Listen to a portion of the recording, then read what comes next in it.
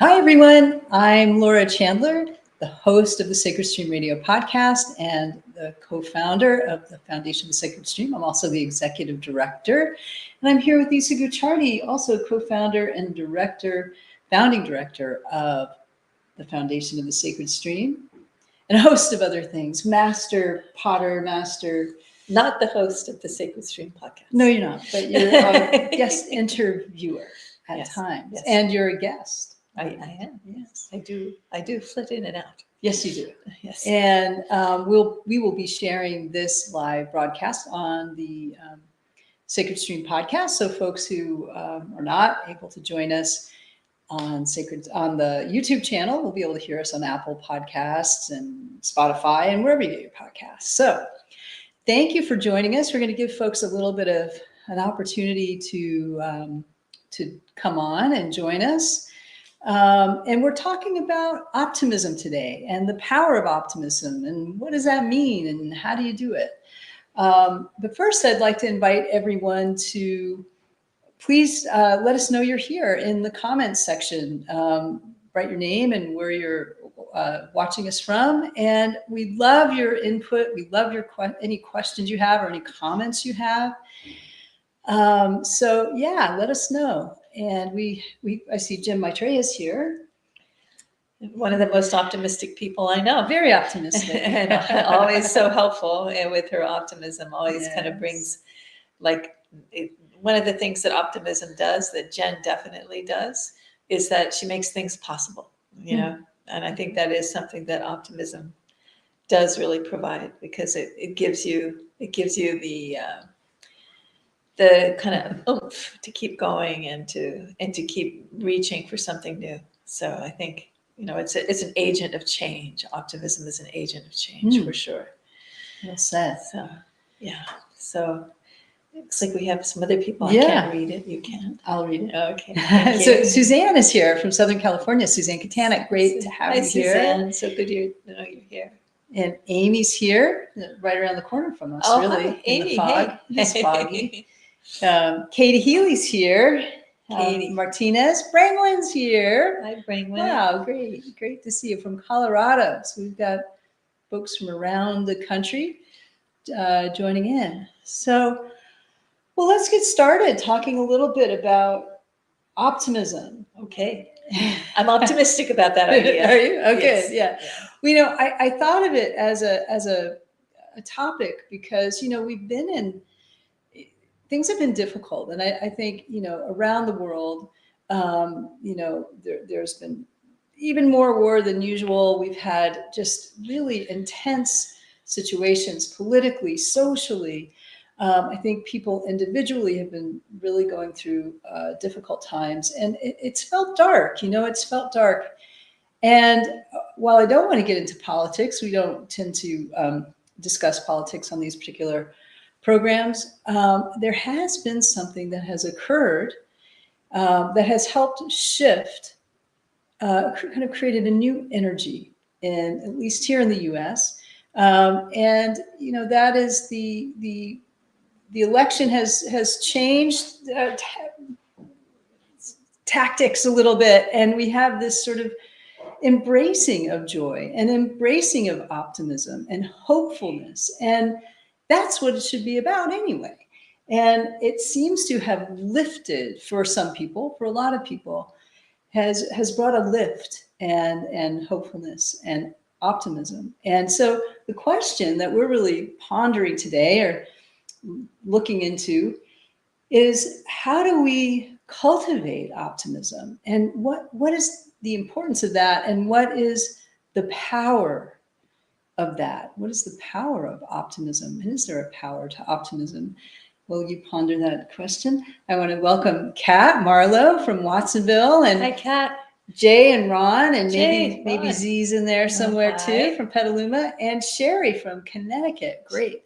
Thanks for being Thank here, you, everybody. for being here. Thank you. And again, just inviting everyone to feel free to comment or, tell us what you're optimistic about, or how you maintain optimism, or if you don't, why you don't, and any questions that you might have. We're open. So, Well, I'd like to, you're talking about the shift here in the States toward optimism. And I think that, I think we're fortunate to have that possibility here in the national discourse. And of course, the thing that comes to my mind immediately is all of the places that are not really able to hold on to optimism too easily because the situations and circumstances are so dire. And of course, they're in our hearts always, the people who are struggling with so many difficulties and calamities. And when I think about my situation, in relation to their situation, I feel a big responsibility to hold on to optimism, to hold the power of the possible, for it sounds very grandiose to say for the world, but it is for the world. It's for all the people in the world that are having difficulty holding on to it. It's like I feel like if I can hold on to a state of mind that is generally moving toward the positive to the best of my ability, then I'm kind of creating a kind of raft, a kind of difference in the whole tapestry of human experience where there's so much difficulty happening, and so where it's so difficult to hold on to hope or to hold on to optimism. So I feel it as a very actually serious and even grave responsibility. So I hadn't really put that together in my own thinking to express it that way until we started talking about this program. So for me, I'd say that optimism is a responsibility, and for those who are able to hold on to it. And it's not easy to hold on to optimism. It's not, in some ways, I think that it's much easier to be negative. There's a laziness to pessimism. So easy to have a problem with something. I mean, you can have any given thing, you can have a problem with it. It's just so easy to orient yourself in that way. And there's a lack of rigor in that. There's a lack of engagement and effort to understand a situation. And I think that there's a lot that I could say about that rigor and about that discipline. And I think that I can keep going if you want me to, but if we want to say hello to more people. Well, I definitely want you to keep going. Yeah. And I want to just add to what you said about it's easier to be negative. My friend Sherry Serino pointed this out to me as the former owner of a very popular restaurant in Seattle, that, the reviews, and her reviews were very positive, but there's a tendency, if you look on these like Yelp or Google or whatever, people tend to want to be negative. They don't tend to think, oh, I'm happy, so I'm having a positive experience. Let me go ahead and talk about that and share that. But people are, I think Sherry, you said, you can chime in here, that you something like 20 times more likely to post a negative review because they're mad than they are a positive review. And that's, it tells you a little bit of something about the mindset that, that when the negativity kind of takes hold. And so, back to your point about rigor, and the importance of a discipline. So I'll welcome people, but after you talk a little bit more about that, because it's really important. Well, I think that being optimistic is one piece of a larger practice of trying to attain a certain level of equanimity and stability in the world. And I do think that equanimity is a big part of being able to be optimistic, because there's an openness. There's an openness to equanimity, and equanimity is that experience of trying to look at things without judging them as positive or negative. And it's that whole that whole way of being where you're being with what is and you're trying to stay open to what is. And I think when you can stay open to what is going on in front of you, then you can allow for that, you can allow for the possibility of positive change and be able to have enough stability to hold on until there is positive change. And I think that that requires attention, it requires effort, it requires determination.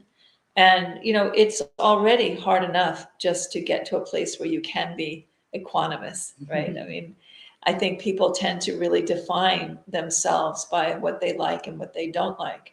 And if you can just stay open and just let things be as they are, and hope for, and have a informed hope that things move toward more openness, more possibility, and in your own practice, create a pathway to that for other people. I think that that's a very powerful and serious practice. And it's funny because we're talking about optimism, and you don't necessarily think about optimism as being serious, but it is.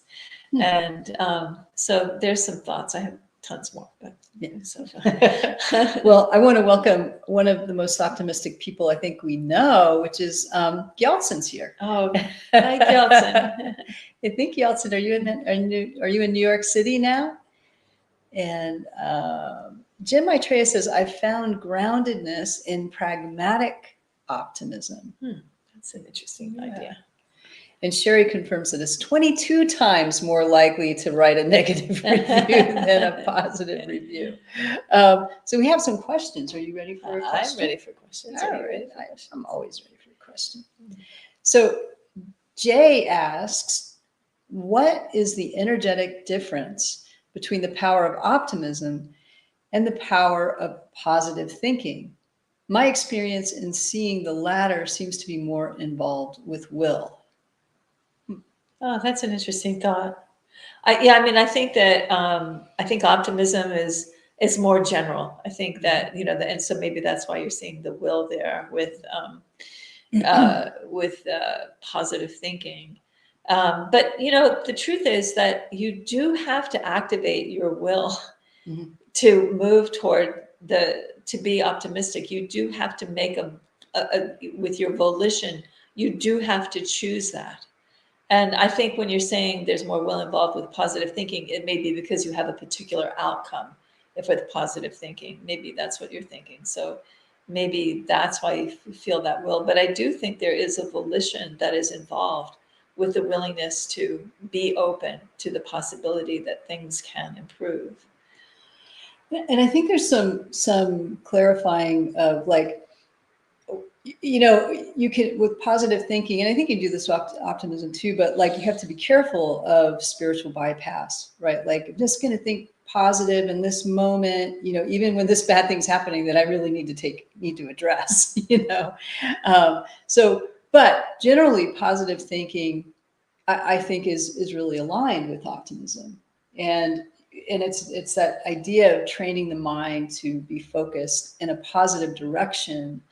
And I think that there's this other aspect that maybe we can talk a little bit about where, but you're also being realistic, in terms of how you're perceiving things, like you're fully perceiving things and choosing to maintain a positive attitude, in the dark part of something.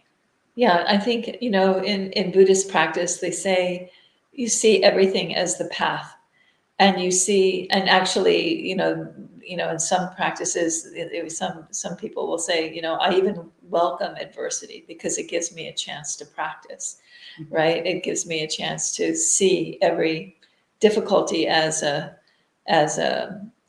opportunity to bring together my practice of equanimity, my practice of remaining open, my practice of remembering the nature of impermanence, right? I think that's that's something that really helps when you're having a hard time, is to remember an impermanence, and put your optimism in that direction. But then to also, you were talking about the problem with spiritual bypass. If you stay, as you said, tuned in and aware of what's happening, and you're choosing optimism in that way, there's no way you can go into spiritual bypass.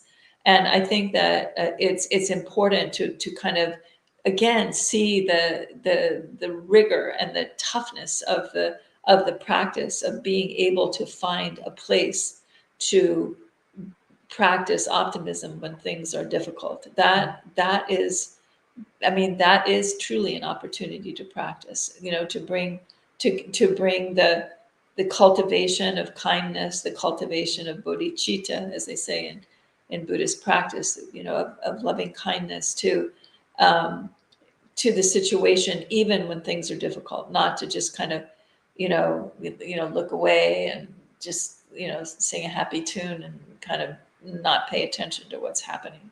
And which would definitely be spiritual bypass. And actually, Katie asked the question about spiritual bypass. Sorry, Katie, I didn't see your question, but it really dovetailed, and so we may have answered it in part. Katie asks, how to hold optimism balanced with reality and not go into bypass. Are there any actions that can be taken? Any more to say on that? I think seeing adversity as an opportunity to practice will always keep you out of spiritual bypass. And I mean, that's an optimistic, that's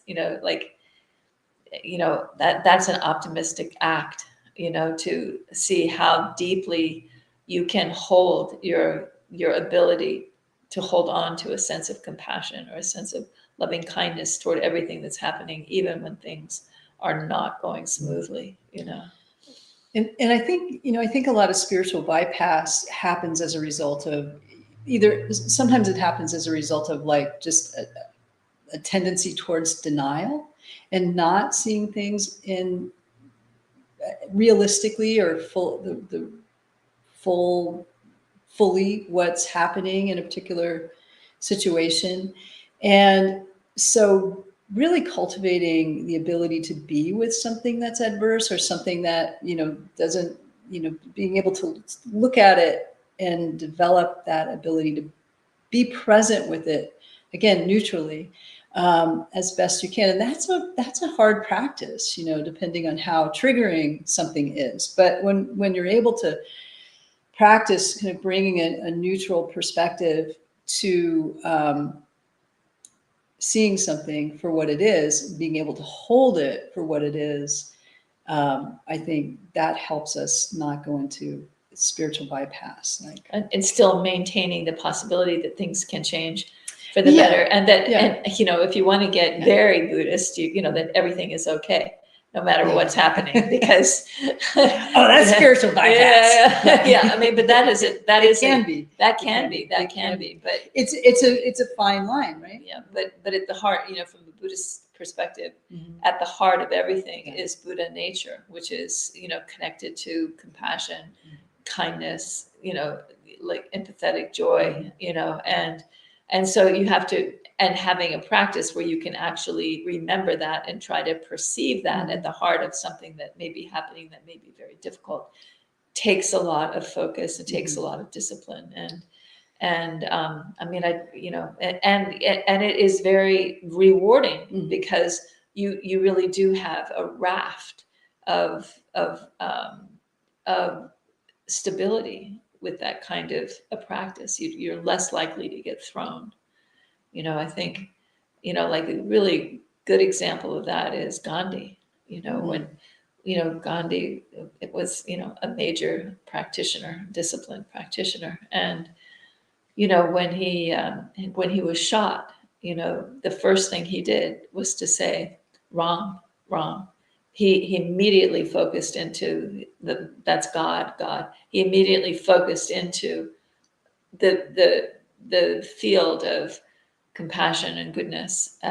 Here's this terrible adversity, and he's putting his mind into this field of goodness that he has cultivated a relationship with, and that carry him into his death, rather than some other people who, in a situation of being shot, say, fight, fight.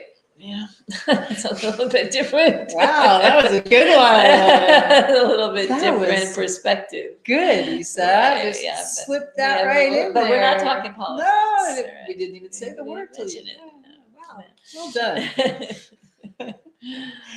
We haven't. Yes, go ahead. I think Kat had a question. I can't read it, but I'm getting it. Oh, okay. Don't I worry. just saw. I'm right. I just saw Kat and question. She's next. So- She's next in line. So, Kat, thank you for the question. And she says, "What does self-confidence have to do with being optimistic? It can be seen in many ways." That's a great question. Well, I think having confidence in possibility, and in the possibility that things may change for the better, and that's the general optimism. But having that same view of yourself, that that you can change for the better, that having that self-confidence, well, I've made a mistake, but I can change that the next time this comes around. I won't do that, and that gives you, I mean, that kind of optimistic idea gives you the possibility of having confidence in yourself, and when you keep the promise to yourself to do it something different the next time, you build your self-confidence, you build your trust in yourself. Mm-hmm. I realize that I'm really not looking at the screen tonight, and I just want everyone to know I can't really look at a screen, so I'm not just not looking at the screen because I don't want to. Yeah, in case you But noticed. I'm very aware that I'm looking across the screen. We'll have to get some software to fix that for you. Right. Sherry has a comment.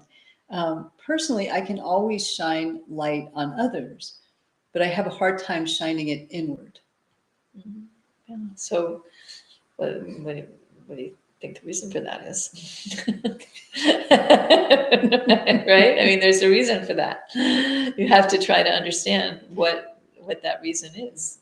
Like I mean, it's a very important question. Well, I to think ask. that's something a lot of people have trouble with. I think, and to quote, a great teacher I know, Isa, you always say, self-compassion is the last frontier. Right. Yeah. And you remember that? I know. I remember saying that. I have said that. I know. But I mean, I think that's helpful to think about that, so many of us are wanting to help others, and yet we don't do that for ourselves in the same way. And I think, a lot of us have had situations where we've had a hard time, like there's maybe, we have, maybe one obstacle after another, and it's easy to lose grip on optimism. And in that case, the best thing you can do is what Laura said, is to practice self-compassion. Because if you've been having a really hard time, then that you are a prime candidate for compassion, like that you need that more than anything. And so, to use that again, sort of as the basis or the bed of being able to move into optimism is probably a really helpful approach. So this may not be an answerable question, but what does self-compassion look like? Well, being kind to yourself if you've made a mistake, offering hope to yourself if you've had a hard time, offering the remembrance that things can change, that things are impermanent and they can change, even if it doesn't seem like they're changing right now, they can change. And, also, I mean, again, developing that confidence and that trust in the Buddha nature that is at the heart of everything. And so, I mean, I know I'm talking a lot about Buddhism this evening, but Buddhism offers a lot of helpful ideas when it comes to orienting oneself to reality and understanding one's own nature. And I think that just the idea that Buddha nature, this goodness, this kindness, is at the heart of everything and everyone, to have that idea and to try to cultivate an understanding of that when things are not so hard. And so when things get hard, that you can come back to your practice and find that goodness, or find, and that can be a really radical idea for people. I mean, for me, it's like obvious, but and I don't mean that in any kind of like prideful way, but it's just something that I just take as a given. But I think that most people don't take that as a given, especially because there's really very little in Western culture that would indicate that this is possible. Most people are, competing with each other, or they have critical spouses or parents, or, bosses, and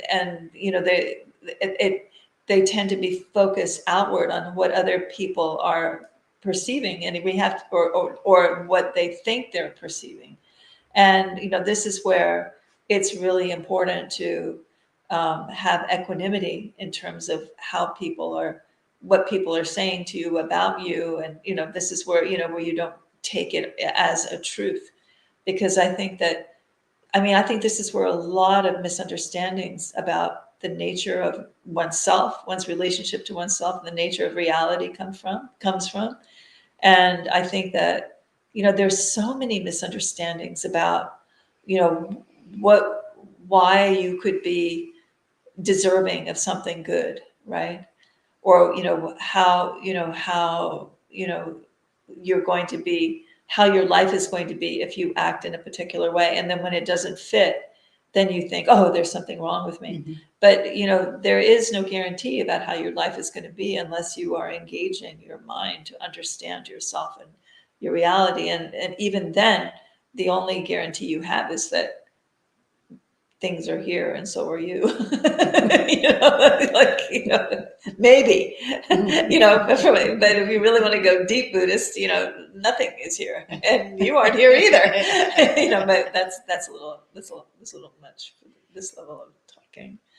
But I won't harsh your buzz here. But it actually, ultimately, it totally opens your buzz. But, at the beginning, that's a really hard one to get optimistic about.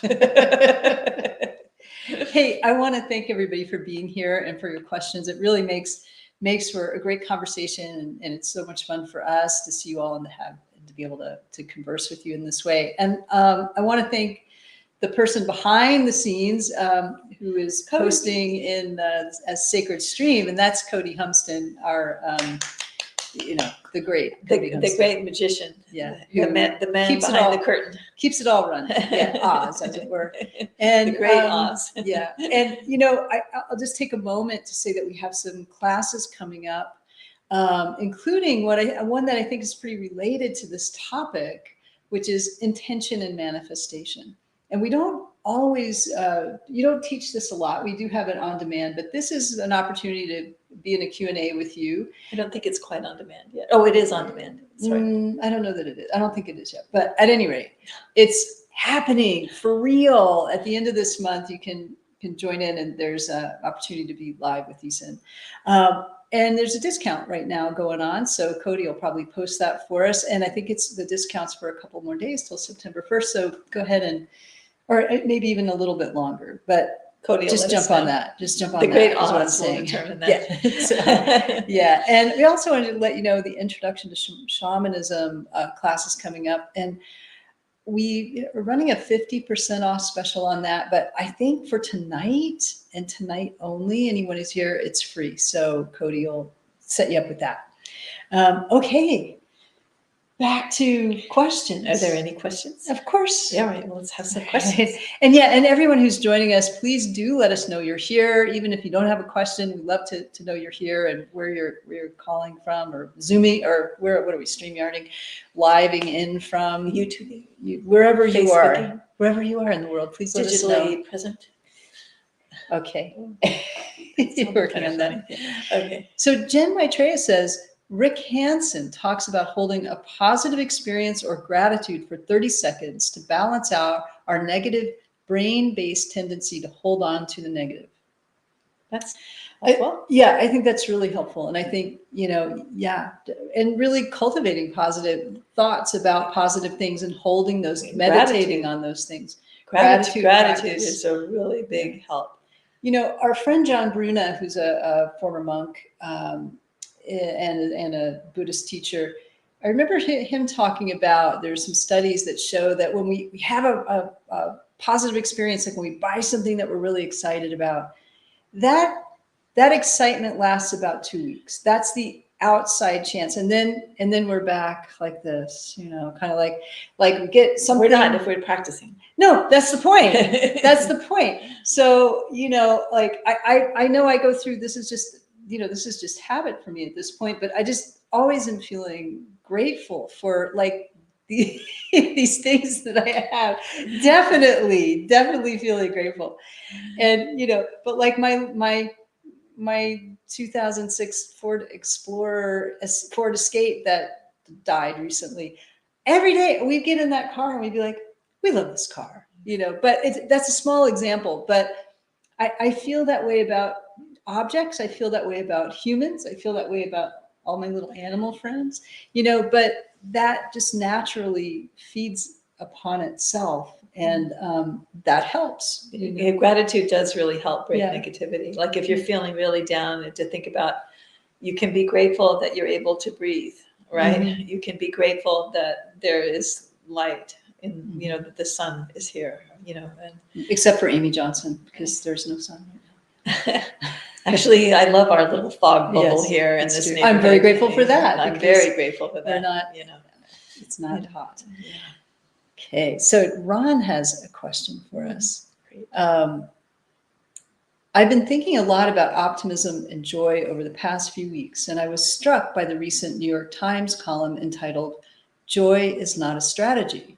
My immediate response when I saw that headline was that, of course, joy or optimism is a strategy in the sense that we can choose to act out of it, manifest it, and spread it. What's your perspective on that? I totally agree with you. Absolutely. I think that the New York Times has been off a little bit lately with their opinions. Yeah.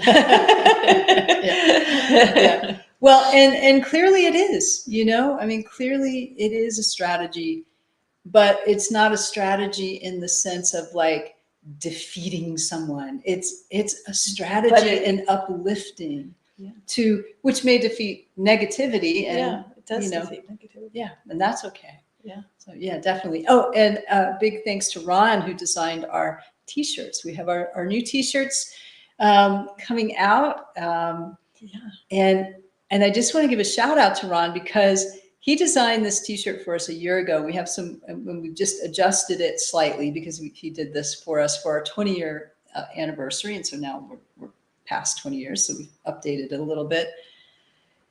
Kamala Harris has the same design now that looks just like Ron's design. I'm just saying, Ron did that first.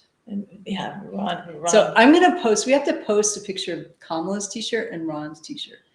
And the date in which they were conceived. Well, no, not for competition, but yeah, just like to show, like it's the talented Ron and the lovely t-shirt. And look what you're aligned with optimism. Our t-shirts are aligned with optimism. Okay. Thank you, Ron. So Brenda says, I've been praying for God's healing since 2021, becoming discouraged with long COVID since 2021. Any words of encouragement? Yes. Well, I'm really sorry to hear that you're dealing with that. That is really a hard thing. And I think, one thing that you can do is to, look again, it's so hard when you're not feeling well, but to look for the small things that you can do, like I just spent the better part of the day doing housework, right? And I was thinking I could be grumpy about this, but I'm actually really grateful that I can, I can, lift something, or I can go up and down the stairs 1,000 times, or I can, wash all these things and, make all these things happen, that I can bring order to our lives, like I'm so grateful that I can do that. And I'm really, and I was actually, I'll come back to the question, but I was actually listening to the global news podcast as I was doing everything. And I was just, people were talking about the ways in which they had lost their homes, they had lost their livelihood. And I was like, so grateful that I had a home that I could put into order, and, that I could, have that stability, so. And so, I mean, housework is not as harsh as long COVID, but it's not, neither one are like a super fun thing, So like within your situation, if you can find something where you are grateful, that you can do, that maybe your life is diminished in ways that you wish that it weren't, but to look for the things that you can do and to focus there, I think will start giving you a little bit of a foundation to build on. There's another practice I can offer. Sure. You were going to say No, something? no, go ahead. I mean, this is, this is another Buddhist practice, but to, as you're suffering, to send prayers to those who are suffering in the way that you are, and to wish them well, is also strengthening and heartening. And it is something that you can do. I know, and there's even a more advanced practice than that. But I remember I was at Zen Center when Suzuki Roshi was so sick, and his practice was to constantly. I mean, he was, he had, he was very, very ill, and he died from it. And he was such a teacher in terms of, taking on. He was actually taking on, uh, all these good wishes toward everyone else. Taking on the awareness of their experience and bringing good wishes to them. And being willing to offer that. And there's a more of a Buddhist idea that's beneath this, but it's a little bit too much to go into. But he was joyous. He was I mean, not all the time, but he was at least equanimous in the midst of it. Well, yeah, and I thank you for that. I think that's helpful. And I also want to say that, long COVID it's such a scary thing and such an unknown thing. And it's really important to find hope, to hold, and hope is optimism. And there are all manner of studies and, things that are being tested to try to cure long COVID and to understand long COVID. It's such a complicated thing. And I've actually been, I know a number of people who have it and have been kind of trying to keep up on it with alternative therapies and that kind of thing. And I'm just going to offer this. I'm not a doctor. I'm not allowed to prescribe anything. I'm not suggesting that but I would recommend that you look into this. Nicotine patches are, for some people, have been helpful, interestingly, with long COVID. So it would be something to research, maybe something to talk to your doctor about. But I think holding hope and finding hope in the things that are possible and that will be coming in the coming weeks and months and years that will address this, to hold that hope, and that's a practice of optimism. So that's really, I wish I had more to offer, but look into those nicotine patches, and let us know. Let us know what you find out. Okay. Let's see. What else have we got? Thanks so much for all of your, all of your questions and all of your presence. It's nice to be here with you and talking together. Yeah. Really nice. And we have a few more announcements to make. We've been on for a little while, so I will just make it. We have the Relationships and Karma class coming up. A couple more days of that discounted rate. Applied Buddhist psychology is coming up. You got a busy September, Isa.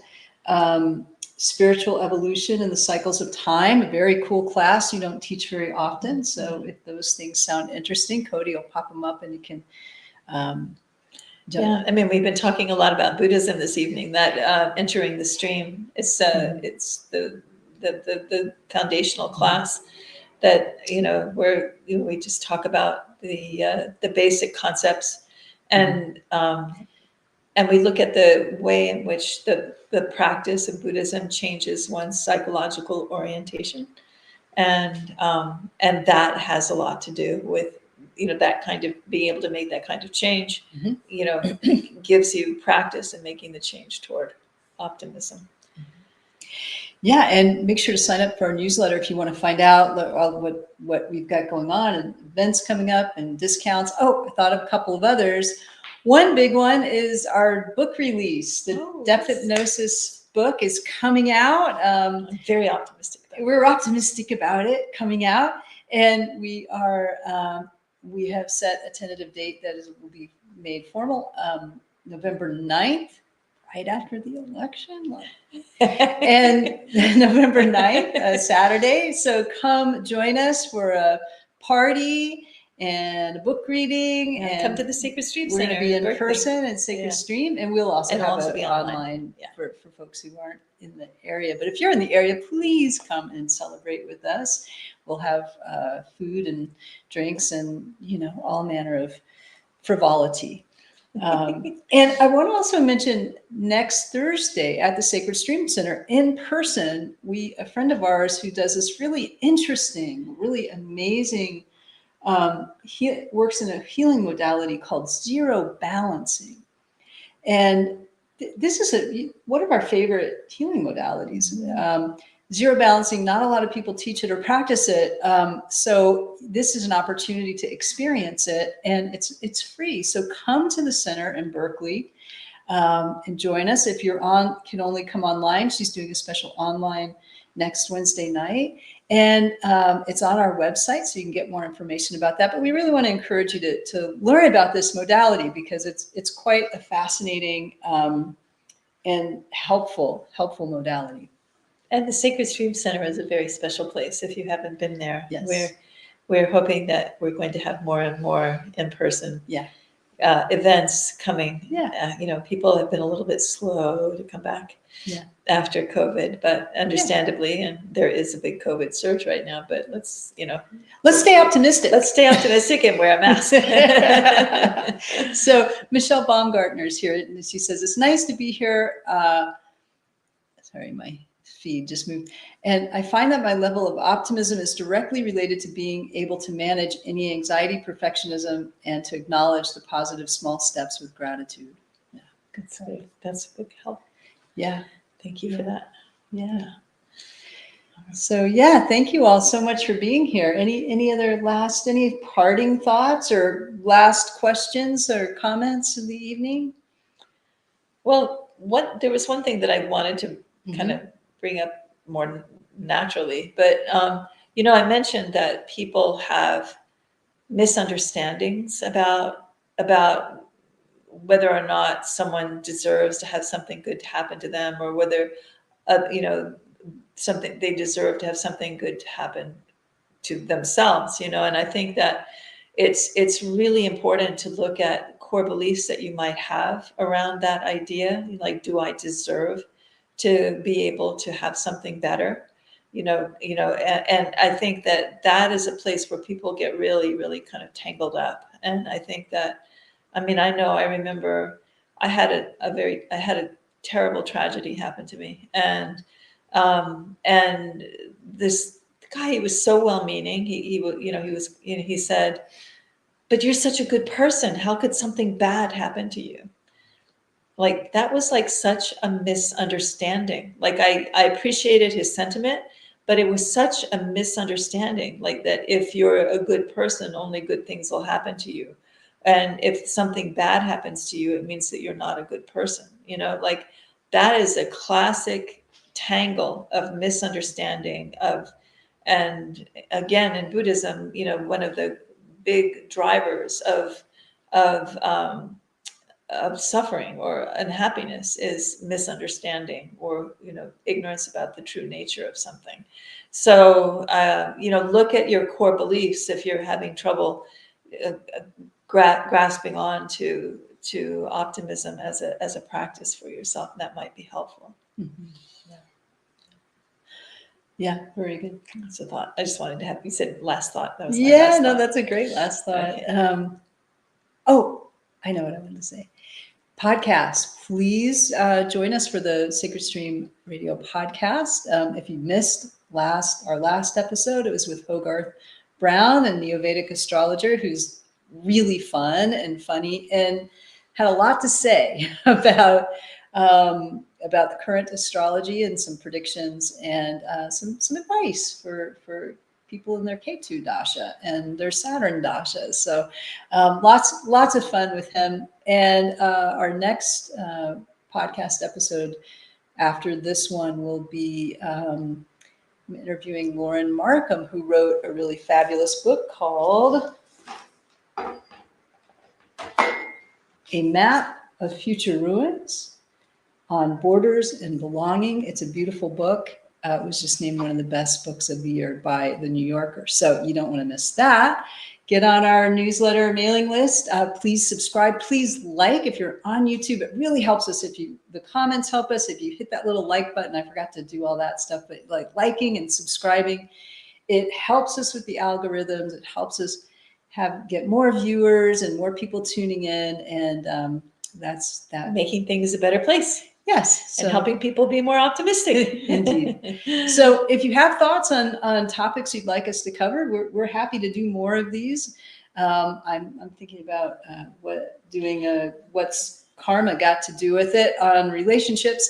It's just the thought, but please feel free to email us or pop in the comments anything that you'd like us to talk on. And I think for now we've covered. Unless we want to talk about karma, we'll do that another time. No. Karma needs its own whole thing. World. Yes, Yeah. indeed. Okay. So great. Thank you guys. We look forward to next time. Thanks for being with us, and we will see you soon. Thank you.